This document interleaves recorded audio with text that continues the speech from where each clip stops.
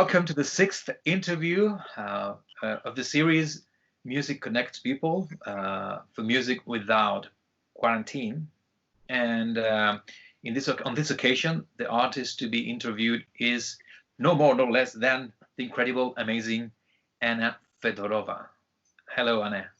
Hi, Michael. Thank you for having me. Yeah, I'm going to tell you something which will come a bit of a surprise for you, I think.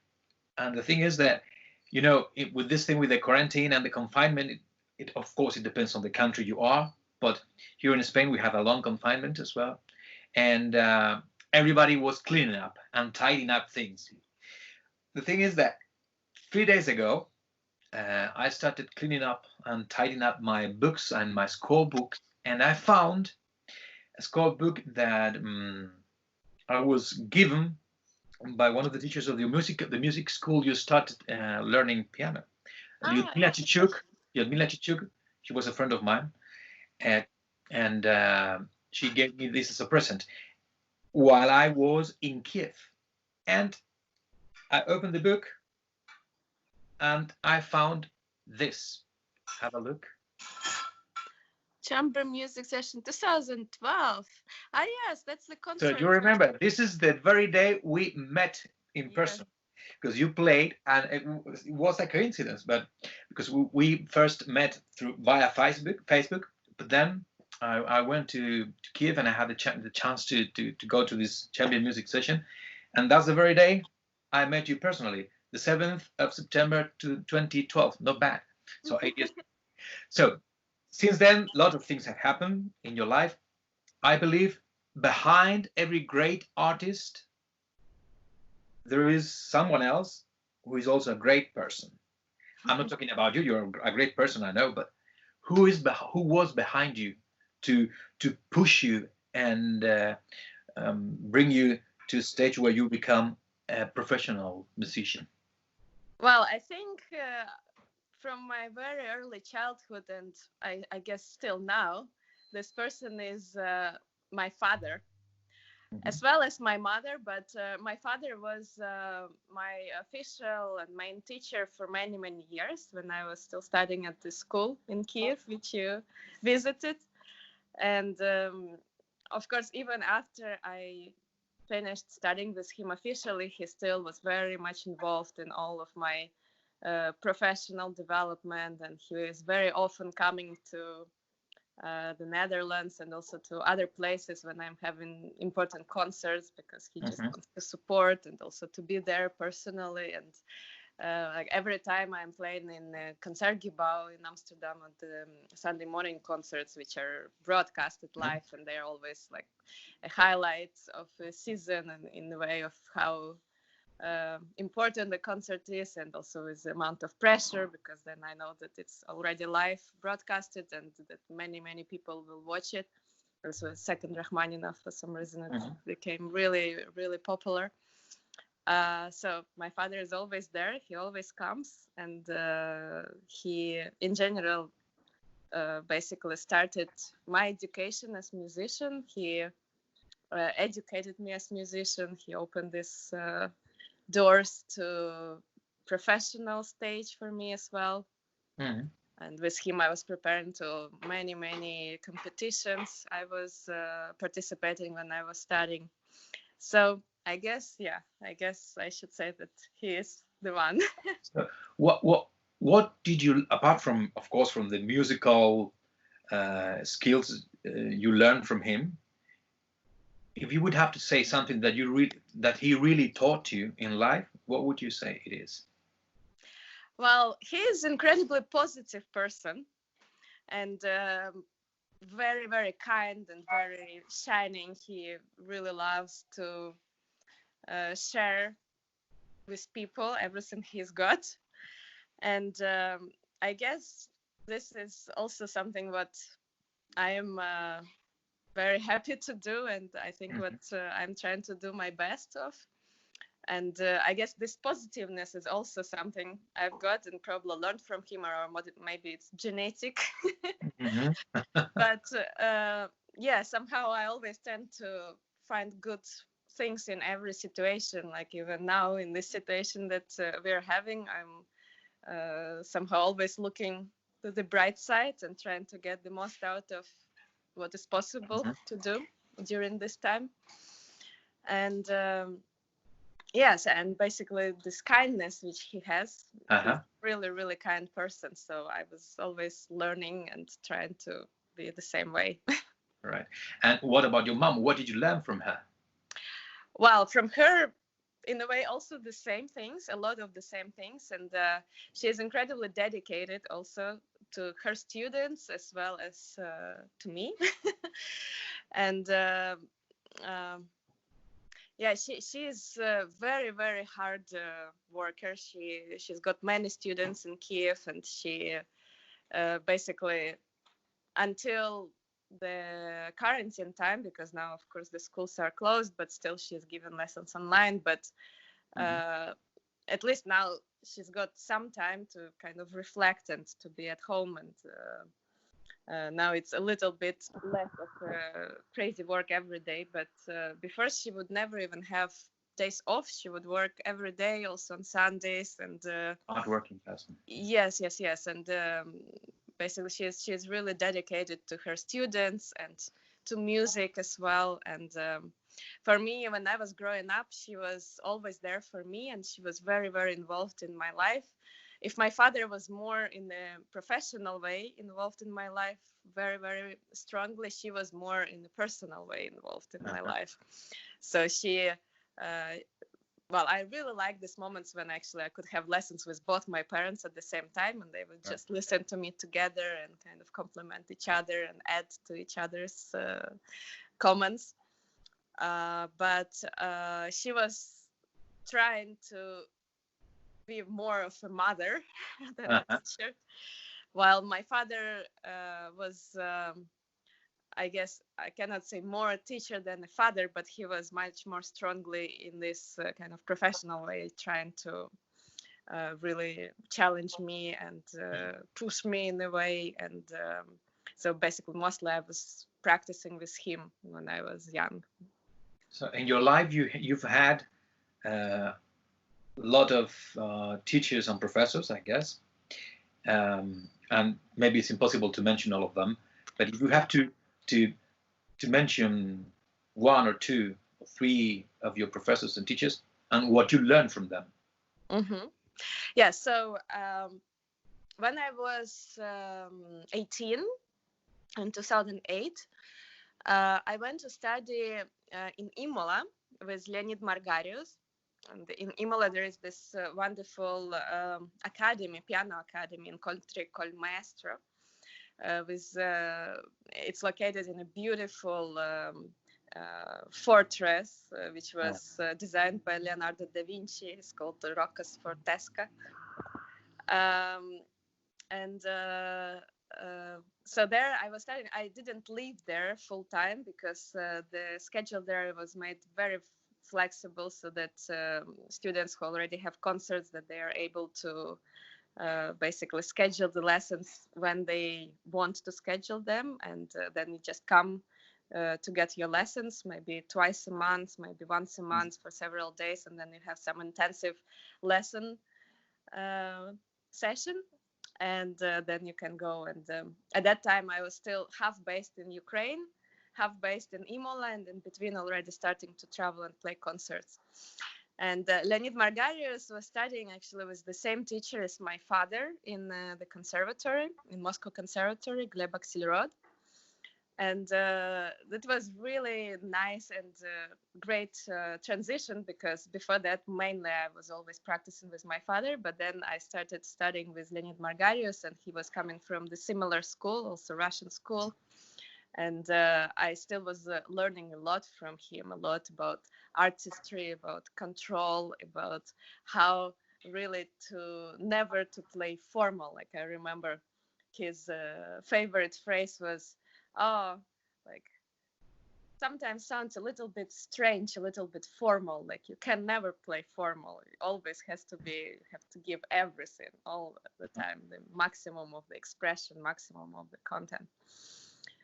So there I was studying with him for 5 years in Imola, and then in 2012 I also started studying in London, and there I did my master's and artist diploma at Royal College of Music, and there I was studying with Norma Fisher, and she also was a really, really fantastic teacher for me, and that was the first time that I was permanently studying with teacher who is coming from different school, from more European school, and it was really great to add also this aspect to my education and to my playing. And she was really, really creative. Every lesson we were basically talking a lot and searching a lot in the musical paths and interpretation ways, and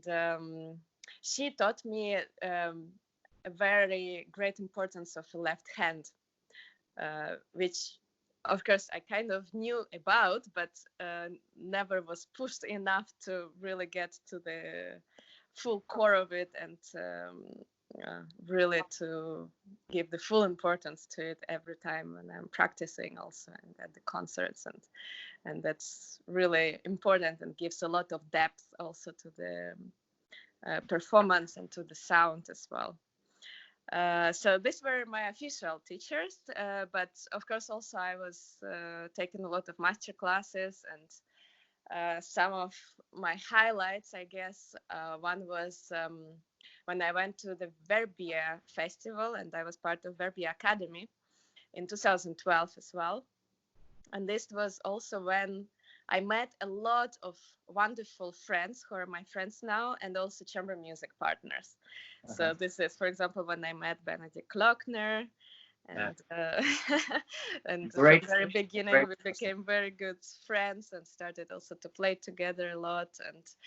And there I had really incredible lessons with Menachem Preisler, for example, which stayed forever in my heart and memory. And also there I got to know Steven Easterlis for the first time, a fantastic cellist who actually was probably a great influence musically for me ever since the moment I met him for the first time. And I also had many lessons with him, but as a chamber music musician, when we played as a duo with Benedict as well and with other cellists. Another great, incredible musician who also had a lot of influence on me is Anders Schiff. With him I also had many lessons, and particularly on Beethoven and Schubert and Bach. And he is also really one of his kind. So I guess a lot of wonderful musicians who I'm really grateful for. If you had to choose, what would you choose? Solo pianist or chamber music pianist? That's a really hard one. I don't want to choose because I'm really enjoying very much both, and also as a soloist with the orchestra or a solo recital or chamber music, I'm really always was trying to kind of schedule my season in a way that I have equally 1/3 of each during the season, because I wouldn't want to give up one or another. It's and it's also very important, like for example, to be only solo pianist, it also takes away, like, not to have chamber music, because when you have chamber music you also grow a lot, you learn a lot from your colleagues, and without chamber music I would feel that I also cannot grow enough, and I cannot be fully the musician I would like to be. Right. Then you got married. You're married to another musician, Nicky Schwartz. Is a great double bass player, and he plays in the Concertgebouw. Yes. Is it easy to combine a personal life with your professional career? And also bearing in mind that I guess your family is back in Ukraine, in Kiev. Oh yes, actually with Nicky we have family all over the world, because in my case, yes, my parents are in Ukraine, But for example, my uncle and my grandmother is in United States. Uh, and Nikki's parents are in Boston, in the United States also, but his sister lives in Australia. So Wow, it's just really like everybody is extreme. as far in the world as you can imagine Mhm. from each other. And yeah, basically when we met with Nikki, we met with him in Brazil, also a little bit far out. We were both at the festival, and it was a really, really wonderful festival in João Pessoa, northeast of Brazil, I think. And after that, what was very lucky is that we had, actually with Benedict, we had a tour in the Netherlands just 2 weeks after the festival. And that was really great because soon after the festival, we got to see each other again with Nikki. And basically then kind of it started to be clear that something is starting between us. And then and I was still studying in London at that time, and I was going to stay in London. And after I finished the Royal College, but then after I stopped studying, I thought, well, that doesn't make sense. Why would I be in London and he's here, and we anyway will not be able to see each other very often. So then I just decided to move to the Netherlands, and already actually I was playing quite a lot in the Netherlands since my childhood, basically since I was 16. Netherlands was the place where my career also started off. Mm-hmm. And yes, and then since then we somehow were managing really well, surprisingly well, all the concerts, tours, and still being able to see each other. And on many concerts we were going together because also we were playing together, and these were always really nice trips and great opportunity to be together both in professional way and just to spend some time in some nice places. Yeah. What have you learned from Nikki as a person? What have I learned from Nikki? Well, a lot. At first, I learned from him to be much more chilled in a way. Because the double bass players, they have this. They are much more chill than many other musicians. And that was important for me at that time because I was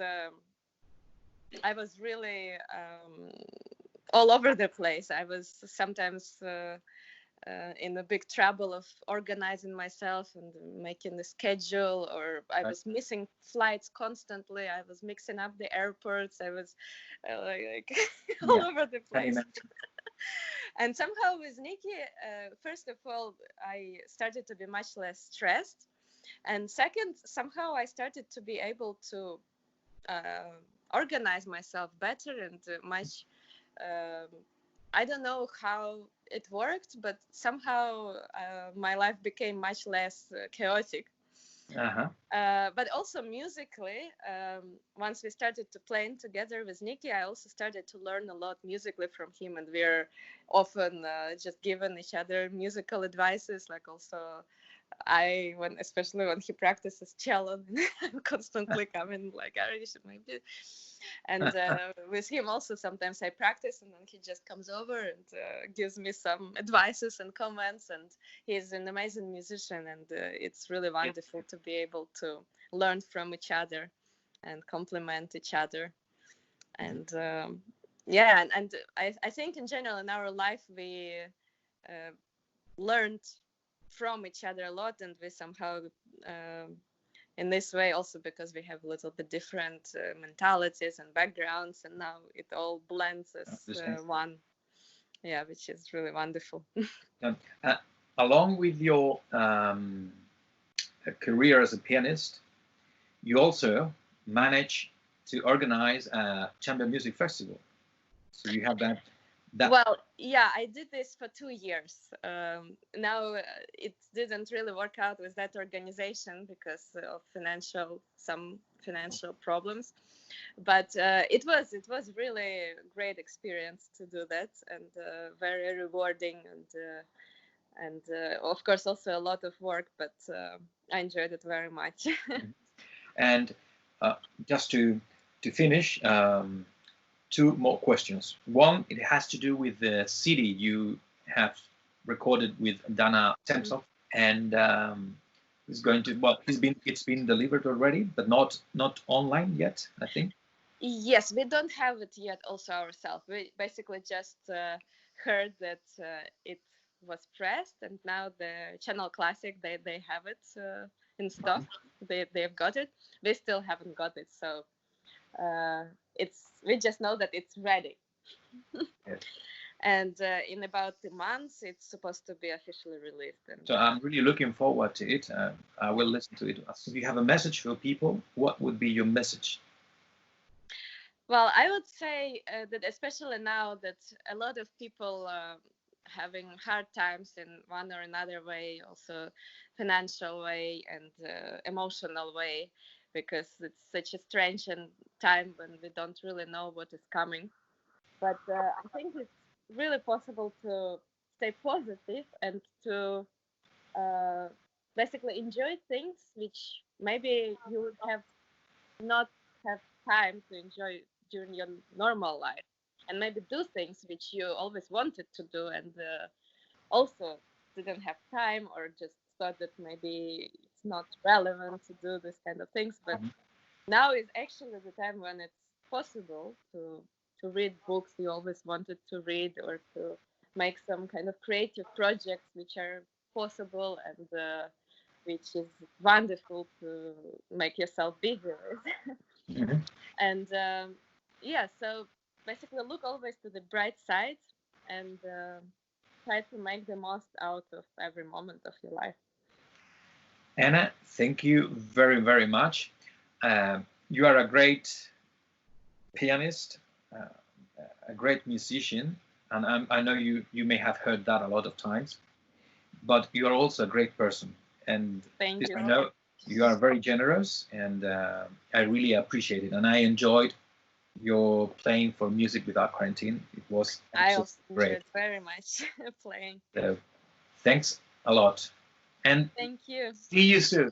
See you soon, and thank you so much.